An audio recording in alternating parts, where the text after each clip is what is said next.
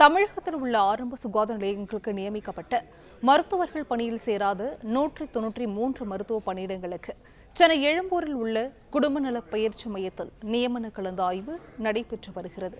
கூடுதல் விவரங்களை செய்தியாளர் முனாஃப் வழங்க கேட்கலாம். முனாஃப், வணக்கம். இது குறித்தான விவரங்கள். 193 மருத்துவ பணியிடங்களுக்கு இன்று நியமன கலந்தாய்வு நடைபெற இருக்கிறது. சென்னை எழும்பூரில் உள்ள குடும்ப நல பயிற்சி மையத்தில் இந்த கலந்தாய்வு நடைபெற இருக்கிறது. குறிப்பாக தமிழகத்தில் அரசு மருத்துவமனை மற்றும் ஆரம்ப சுகாதார நிலையங்களில் காலியாக இருந்த 1021 மருத்துவ பணியிடங்களை நிரப்புவதற்கான மருத்துவ பணியாளர் தேர்வு வாரியம் MRP மூலம் கடந்த ஆண்டு தேர்வு நடத்தப்பட்டது. MBBS நிறைவு செய்த 25,000 மருத்துவர்கள் பங்கேற்று 91 மையங்களில் தேர்வு எழுதினர்.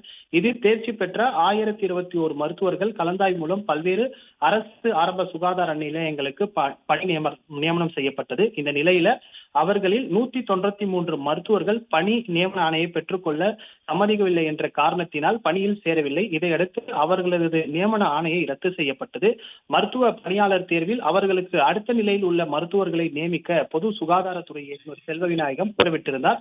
அதன்படி புதிதாக நியமிக்கப்பட்டவர்களுக்கு பணி நியமன கலந்தாய்வு இன்று சென்னை எழும்பூரில் உள்ள குடும்ப நல பயிற்சி மையத்தில் நடைபெற்று வருகிறது.